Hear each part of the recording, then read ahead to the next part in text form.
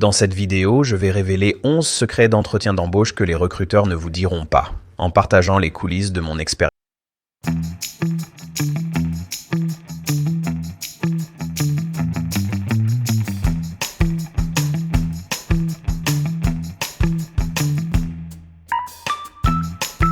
Tout le monde, c'est Brian de A Life After Layoff, et aujourd'hui je veux lever le voile sur les coulisses et partager avec vous des choses que vous n'entendrez nulle part ailleurs. Et ce sont des secrets d'entretien d'embauche que seul un recruteur connaît.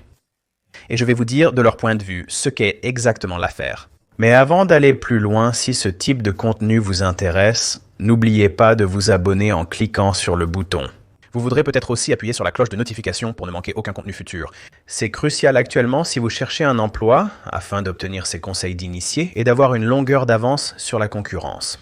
D'accord, parlons donc de la face cachée du recrutement et de ce qui se passe réellement en coulisses que personne ne va vous dire sauf ici sur cette chaîne. Le premier secret sale du travail que je vais partager avec vous est que la plupart des candidatures que nous recevons sont vraiment un peu des déchets totaux. Je déteste le dire ainsi, mais c'est la vérité. Lorsqu'un recruteur publie une offre d'emploi, des centaines de candidats postulent rapidement, mais beaucoup ne sont pas bien qualifiés pour le poste. En fait, très peu d'entre eux recevront réellement un appel téléphonique pour un premier entretien. Et la raison en est que les gens ont tendance à postuler pour des emplois pour lesquels ils sont désespérément sous-qualifiés. Et une grande majorité de ces candidatures entrantes sont simplement une perte de temps. Si votre CV correspond bien au poste, c'est une agréable surprise pour le recruteur car généralement nous ne nous attendons pas à embaucher sur la base d'une candidature. Nous sortons généralement pour trouver ce candidat et j'estimerais peut-être que seulement 5% des candidatures entrantes sont réellement qualifiées et susciteraient l'enthousiasme d'un recruteur à leur parler. La bonne nouvelle, vous pouvez en tirer parti. Si vous êtes bien adapté à un emploi et que vous préparez un CV vraiment solide, vous aurez en fait plus de chances d'être remarqué et de vous démarquer de tout ce bavardage. Mais vous devez avoir ce bon CV. Si vous ne savez pas rédiger un CV, cela vous donnera les meilleures chances d'être remarqué par le recruteur. Pour apprendre à faire exactement ça, consultez mon cours sur le carburant pour CV. Le prochain secret d'entretien d'embauche qu'un recruteur ne vous dira pas, c'est que votre CV est votre meilleure et probablement votre seule première impression. Si votre CV n'est pas bon dès le début, vous serez rapidement éliminé.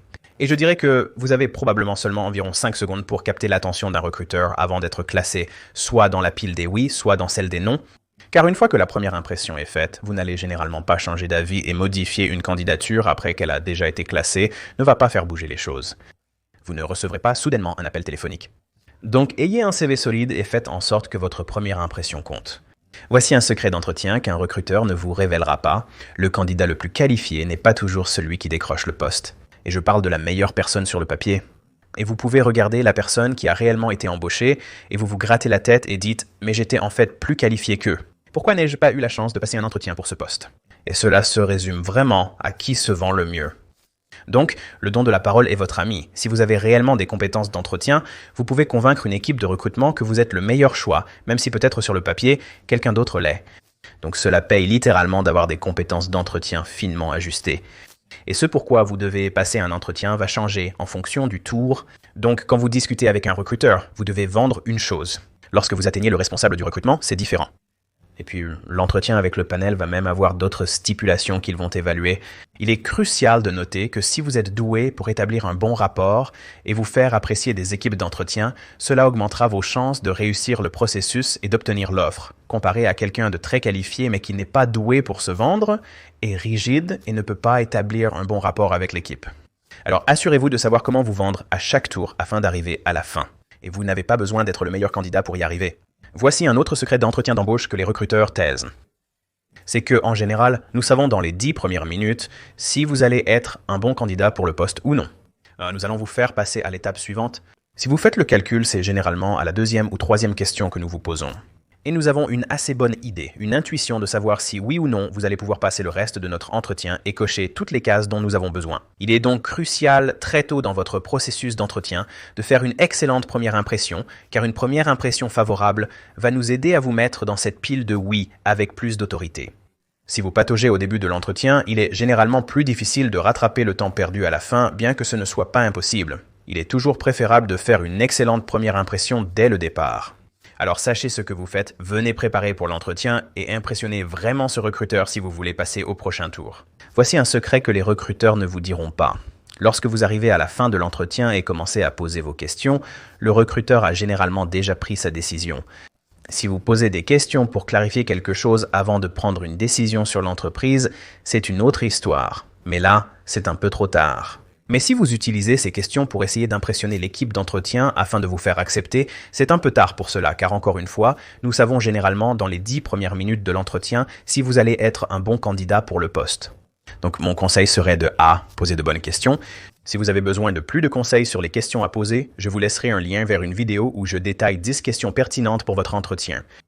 Mais plus important encore, essayez de poser ces questions plus tôt dans votre processus d'entretien afin de vous positionner comme le meilleur candidat possible tout au long de votre entretien et non à la fin. Parce qu'il va être vraiment difficile d'essayer de convaincre un recruteur qui vous a déjà mis dans le seau non pour vous ramener sur la base d'une question que vous pourriez leur poser. Abordons la question des attentes salariales, qui sera inévitablement soulevée lors de votre entretien. Et une fois que nous vous demandons quelles sont vos attentes salariales, je veux que vous compreniez que ce n'est pas une question piège.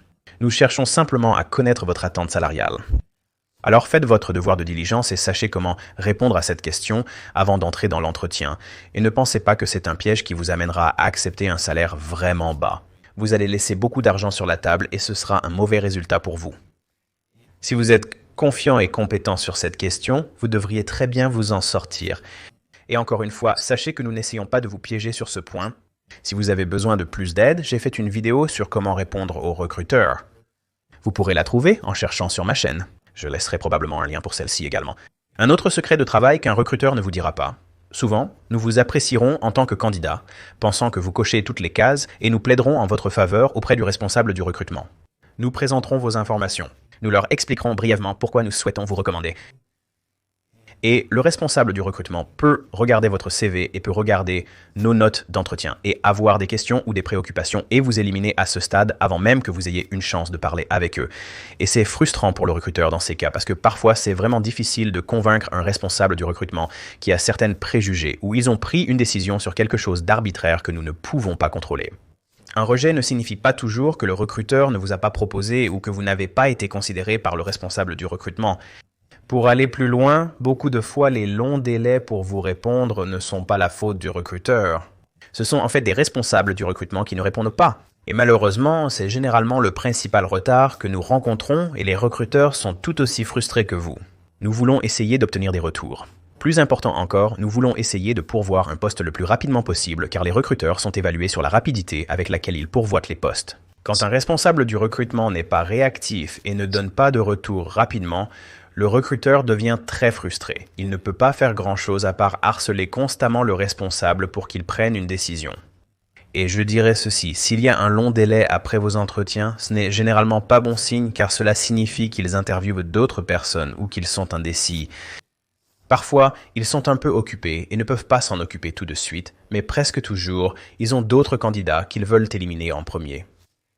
Et si vous n'avez pas convaincu le responsable du recrutement et le panel d'entretien que vous êtes le meilleur choix, alors ce n'est pas bon signe lorsqu'ils essaient de voir ce qui se passe ailleurs. Parce que le secret suivant est que si vous êtes une embauche exceptionnelle, que vous frappez un coup de circuit et que le responsable du recrutement ne veut pas prendre le risque de vous perdre au profit d'un autre employeur, ils vont faire une offre très rapidement. Et j'ai vu des gens passer un entretien pour le premier tour et recevoir une offre le jour même parce qu'ils étaient un candidat très fort. Donc, s'il y a un long délai entre le moment où vous passez l'entretien et le moment où vous recevez réellement des commentaires, en général, cela montre qu'ils ne sont pas convaincus que vous êtes le bon candidat. Ils pourraient interviewer d'autres personnes parce qu'ils feront bouger des montagnes pour faire des offres rapidement si vous êtes un candidat aussi fort. De plus, le prochain et dernier secret que je veux partager avec vous dans la vidéo d'aujourd'hui est que si vous êtes cette embauche de choix, ils trouveront un moyen de faire fonctionner l'attente salariale parce que j'ai vu des candidats arriver avec des attentes salariales bien au-dessus de la fourchette que nous pouvions nous permettre, mais ils étaient de si bons candidats que le responsable du recrutement s'est battu pour eux et a trouvé un moyen de le faire. Je les ai vus combiner plusieurs emplois en un seul effectif. Je les ai vus augmenter les parts sociales. Si vous êtes un excellent candidat, un recruteur trouvera un moyen de finaliser votre embauche. Donc, c'est à vous de les convaincre que vous êtes un recrutement absolument exceptionnel. C'est le summum de l'embauche interne. Tout cela nous montre qu'il se passe beaucoup de choses en coulisses dont vous n'étiez peut-être pas conscient. Et cette vidéo essaie d'éclairer certaines de ces choses pour vous. L'important est de savoir que si vous êtes quelqu'un qui est à la recherche d'un emploi et que vous ne voyez pas les choses avancer aussi rapidement que vous le souhaitez, assurez-vous que votre CV est aussi solide que possible. Si vous devez encore passer les entretiens, mon cours Le Bootcamp Ultime pour chercheurs d'emploi peut vous aider. Il vous guidera à travers chaque tour du processus d'entretien et vous donnera des conseils et des techniques pour réussir et finalement obtenir l'offre et aussi comment la négocier. Mais si vous voulez éviter le recruteur et aller directement en tête de file, assurez-vous que votre réseau et votre profil LinkedIn sont au top. C'est là qu'intervient Déverrouiller LinkedIn, qui vous apprendra à attirer les recruteurs vers vous. Si peu de recruteurs vous contactent, essayez Déverrouiller LinkedIn pour améliorer vos chances. Il va également vous apprendre comment accéder au marché caché de l'emploi, car c'est une réalité et certaines des meilleures offres d'emploi y sont répertoriées. Mais bon, espérons que ce regard en coulisses sur les processus d'embauche des grandes entreprises, en particulier sur la façon dont les recruteurs vous perçoivent, soit utile et que vous puissiez l'utiliser à votre avantage dans votre propre recherche d'emploi. Nous apprécions votre visionnage et comme toujours, nous vous verrons à la prochaine.